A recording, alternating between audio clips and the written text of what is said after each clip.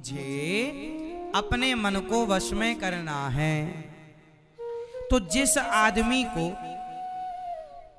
अपने मन को वश में करना है वो अपना खान पान ठीक करेगा तो मन वश में होगा।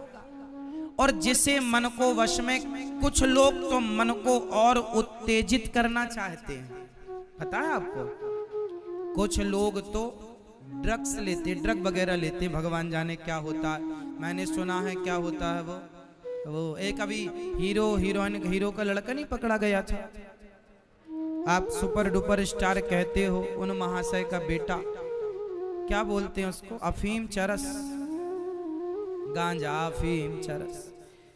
तो जो अफीम चरस गांजा शराब ये सब क्या करते हैं पता है आपको।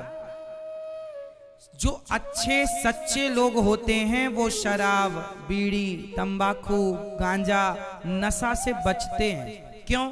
क्योंकि जो अफीम चरस जो नशे होते हैं ये शरीर को उत्तेजित करते हैं, ये शरीर की गर्मी को बढ़ाते हैं, ये शरीर की गर्मी को जोर से। तो जिसे भोग भोगना है, जो भोगी है, वो तो भाई आप भोगी हैं तो आप शरीर को बढ़ाना चाहेंगे कि भाई हमारे शरीर की गर्मी बढ़े।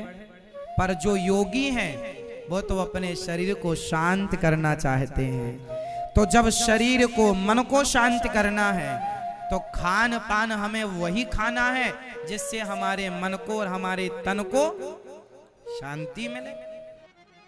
तो जितना सात्विक भोजन होगा उतना सात्विक मन होगा, जितना तामसी भोजन होगा उतना तामसी मन होगा।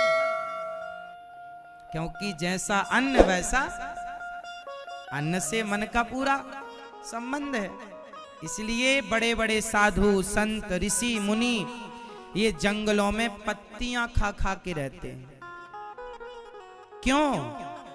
क्योंकि खाने पीने से ही हम भजन करने बैठे हैं, और भजन करने बैठे भगवान को पाने का मन है। और यदि उल्टा सीधा खाएंगे तो मन भोगों में जाएगा, हमारे भजन में बाधा होगी। इसलिए जिस प्रकार मन शांत हो उस प्रकार का खान पान खा के साधु संत अपने मन को जीतते हैं। सिकंदर आया देश जीतने को, हमारे देश के साधु संत देश को नहीं अपने मन को जीतना चाहते हैं। इसलिए बड़ा वो नहीं जो देश को जीते, बड़ा वो है जो अपने मन को जीते। ध्रुव जी से कुछ कहा भगवान ने, मांग लो। ध्रुव जी ने कहा प्रभु क्या चाहूं, जाओ तुम्हें राज्य की कामना थी, राज्य। ध्रुव जी 36,000 वर्षों के लिए राजा बने, पर ध्रुव जी ना राजा बनकर, इतना बड़ा सत्ता पाकर, सम्मान पाकर सात्विक है। आप बड़े बनो, कोई मना थोड़ी करता है, पर बड़े होकर भी आप सात्विक बने रहें, इसमें कोई आपत्ति है? कोई बुराई है? बोलो मेरी माँ। ये मांस, ये अंडा, ये शरीर को क्या करते हैं? उत्तेजित करते हैं। इसलिए साधु संत, पूरी दुनिया के लोग मांस खाते हैं, एक भारत को छोड़कर। भारत में भी कुछ समझदार लोगों को छोड़कर। अब आप बताइए, पूरे विश्व में मांस खाने वालों की आबादी ज्यादा है या शाकाहार शुद्ध दाल चावल सब्जी रोटी खाने वालों की आबादी ज्यादा है? मांसाहारियों की आबादी ज्यादा है या शाकाहारियों की?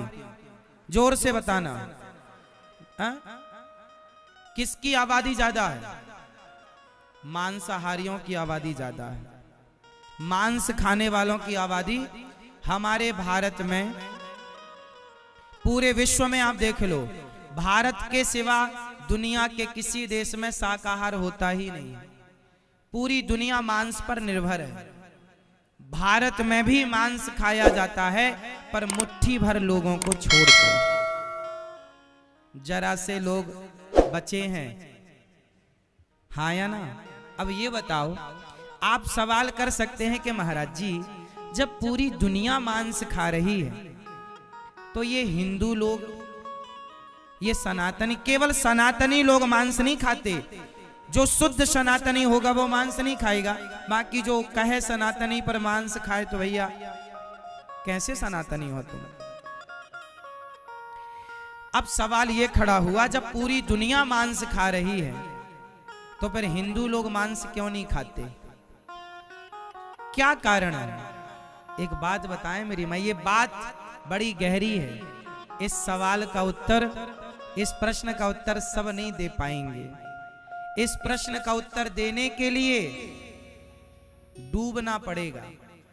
सारी दुनिया मांस इसलिए खाती है क्योंकि उन्हें यही नहीं पता कि मन को वश में करेंगे तो इसके लाभ क्या होंगे।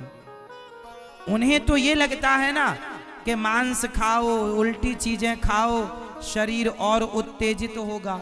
वो भोग भोगने के लिए लालायित होते हैं, वो भोगी हैं। दुनिया के लोग शायद भोगी हों, पर हम भारतीय, हम सनातनी, हमारा मानव तन, हम भोग भोगने के लिए नहीं, भोगी बनने के लिए नहीं, हमने तो ये शरीर योगी बनने के लिए पाया है।